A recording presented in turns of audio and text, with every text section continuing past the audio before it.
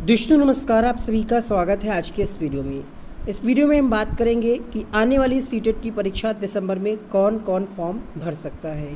बहुत सारे बच्चे ऐसे हैं जिनका हाल ही में डीएलएड या बीएड कंप्लीट हुआ है, या फिर बहुत सारे बच्चों का 1 ईयर हुआ है, 1 सेमेस्टर हुआ है, तो उनके मन में बहुत सारे कन्फ्यूजन है। और दूसरा कन्फ्यूजन बहुत सारे लोगों के मन में ये है कि जो ऑलरेडी सीटेट पास है, क्या उनको ये एग्ज़ाम देना चाहिए या फिर नहीं। क्या 82 अंक वाले जो अदर कैटेगरी के बच्चे होते हैं, SC ST OBC, क्या वो शिक्षक भर्ती में बैठ पाएंगे या फिर नहीं बैठ पाएंगे। इन सभी की बात डिटेल से करेंगे। इस चैनल पे अगर आप पहली बार आए हैं, ऐसी ही शिक्षा जगत से संबंधित लेटेस्ट अपडेट के लिए चैनल को सब्सक्राइब करने के साथ साथ बेल आइकन को ऑन कर लीजिएगा।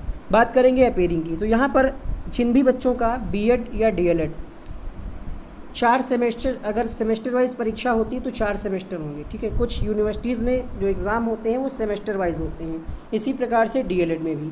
तो अगर बीएड या डीएलएड के 2 सेमेस्टर पूरे हो चुके हैं और रिज़ल्ट आ चुका है, यानी फॉर्म भरने की अंतिम तारीख तक अगर 1 साल का कंप्लीट, 1 साल मतलब 2 सेमेस्टर, अगर ईयर वाइज एग्ज़ाम हो रहा है तो 1 साल, अगर सेमेस्टर वाइज एग्ज़ाम हो रहा है तो 2 सेमेस्टर का रिज़ल्ट आ चुका हो, ठीक है। चाहे वो इंटरनेट पे ही आ चुका हो, मार्कशीट आपको मिली हो या नहीं मिली हो, रिज़ल्ट अगर आ चुका है, 1 साल पूरा हो चुका है बीएड या डीएलएड का, तो आप इस परीक्षा के लिए मान्य होंगे और आपका सर्टिफिकेट भी मान्य होगा।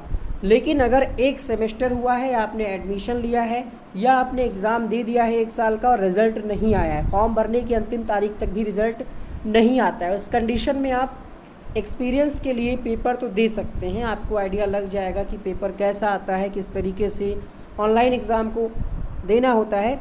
ये तरीका अगर आप सीखना चाह रहे हैं तो आप फॉर्म भर सकते हैं, ठीक है।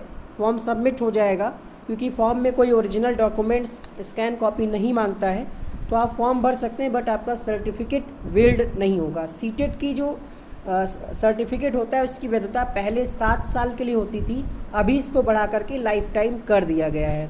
यानी एक बार अगर आप पास होते हैं तो वो लाइफ टाइम के लिए हो जाता है। जैसे आपकी अन्य मार्कशीट हैं, graduation, DElEd, BEd, high school, inter की, उसी तरीके से इसकी जो वैधता है लाइफ टाइम के लिए हो जाती है।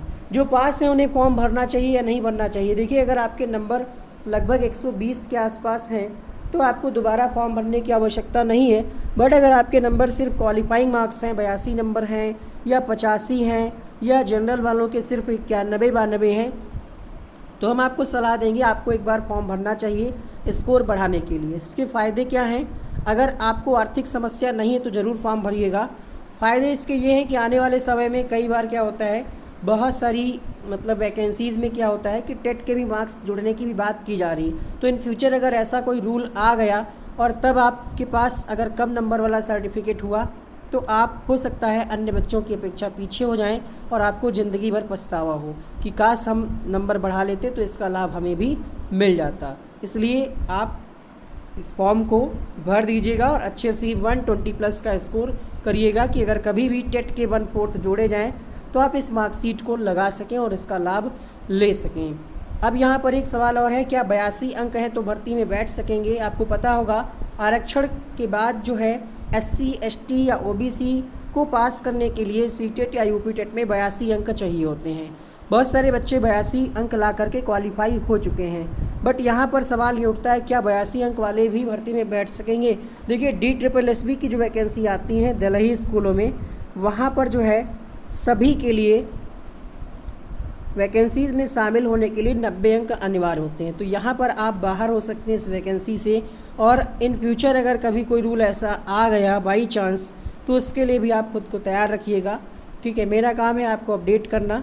इसके अलावा हमारे चैनल पे सीटेट की कंप्लीट क्लासेज स्टार्ट कर दी जाएंगी जैसे ही इसका नोटिफिकेशन आएगा। उससे पहले भी हम कुछ वीडियोज़ अपलोड कर चुके हैं, उनको देखिए। इसके अलावा अगर आपके मन में कोई सवाल है तो आप पूछिएगा, हमने आपके सारे डाउट क्लियर कर दिए हैं। बीएड या डीएलएड जिनका 1 साल पूरा हो चुका है वो फॉर्म भर सकते हैं।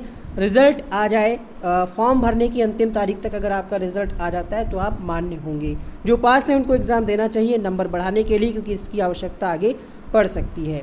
बाकी पासिंग मार्क्स आपको पता है, जनरल के लिए 90, अन्य के लिए 82 है।